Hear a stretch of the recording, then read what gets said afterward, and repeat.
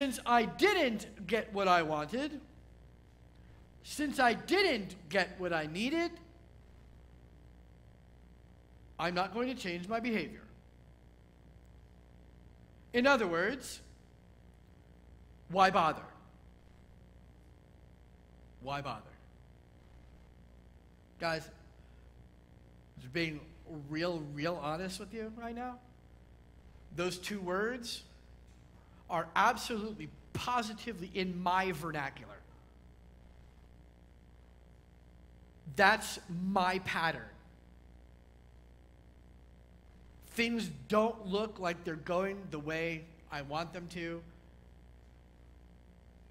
My pattern is to say, oh, well, why bother? But that's my flesh. That's not my godly condition. Have you ever said that? You ever said, why bother? I'm not talking about, oh, bother. That's Igor from Winnie the Pooh. I'm talking about, why bother? Why bother? The question, why bother, only has significance with respect to the expected outcomes. Now, this is going to get a little technical, so I'll slow down just a bit. What I mean by that, if the desired results are expected to not be achieved, the question, why bother, can be asked. Have I lost everyone yet? I'll say it again. If the desired results are expected to not be achieved, you can ask the question, why bother? What is the point of doing something if you believe from the beginning that it will not achieve what you expect it to? What's the point? Let me illustrate this. You have a problem with raccoons. And so you decide you're going to build a fence. And the fence that you have has a large 3-foot gap in the fencing. If your point is to keep out the raccoons and your fence has a 3-foot hole in it, you have the right to ask the question, why bother? Because your expected outcomes will not be achieved. So in this instance, there's a couple of options. What are the options? Well, one, we can choose to not build the fence at all. That doesn't alleviate the problem. The raccoons are still going to be a problem. Or maybe if there were a different reason for building the fence. What if you just really like building fences? Then it doesn't matter if there's a 3-foot gap in the fence, because that's not the expected outcome. You're simply doing it because you want to do it.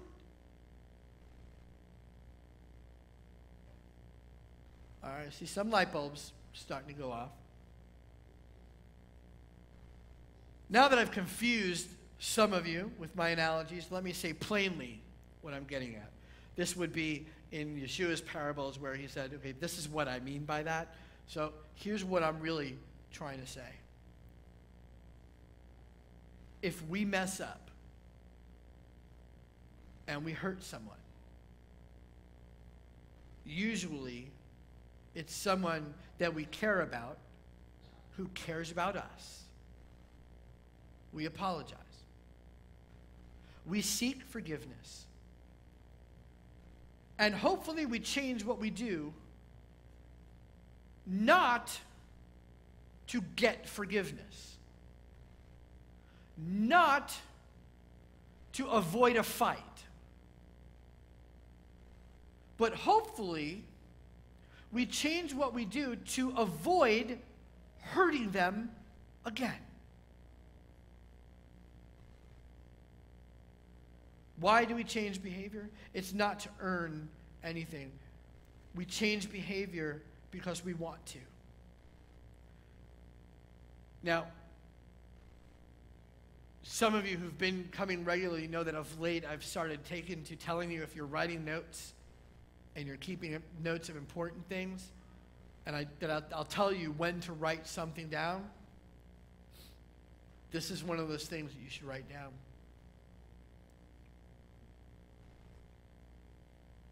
We change our behavior because we want to. And changing behavior is changing choices. We change our behavior because we want to. And changing behavior is changing choices. It's not drawing staircases, even when staircases are what we know how to draw the best. See, if we continue to make the same choices that we made before the slate was washed clean, then we end up with the same mess that we started in. And in that case, one might ask the question, why wipe the slate clean at all if we're going to end up right back where we were before? In other words, why bother? And this applies to our relationships with one another, and it also applies to our relationship with God. See, our relationship with God is also a relationship with someone that we care about and who cares about us. God has given us the forgiveness that we need.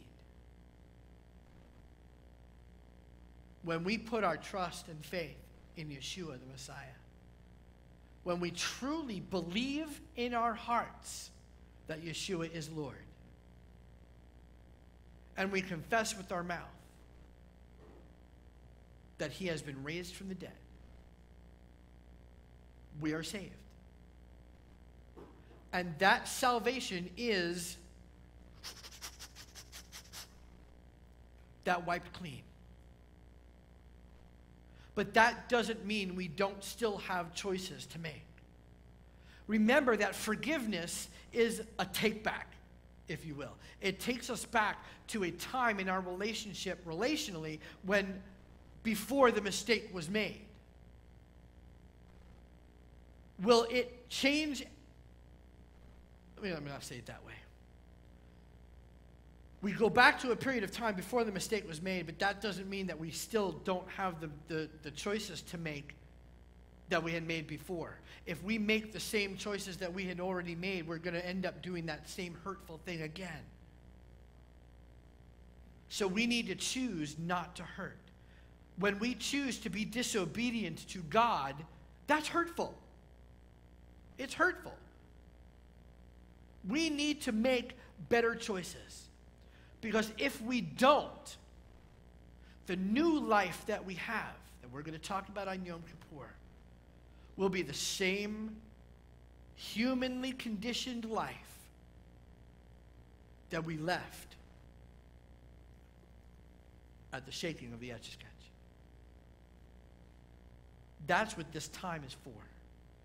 It's a time to recognize the choices that we have made. Yes, it's a time for going back and seeking forgiveness. It's a time for self-evaluation. But that self-evaluation that we are supposed to be doing on this Shabbat, Shuvah, this Sabbath of turning, is turning our choices to God.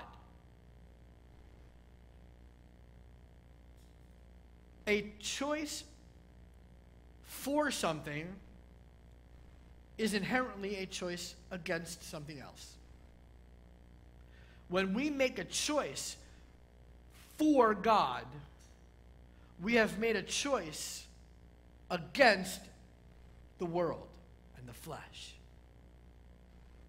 But we have to know which of our choices in the past have been for the world and against God in order for us to turn them to God.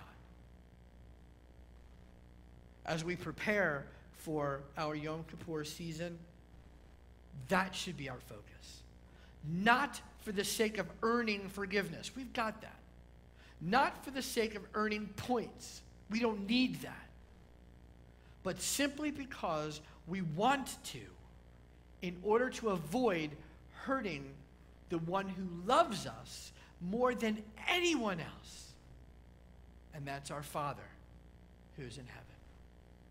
Let's pray. Avinu Malkeinu, our Father, our King, you have given us your word. And you have said in that word, you have said in that word,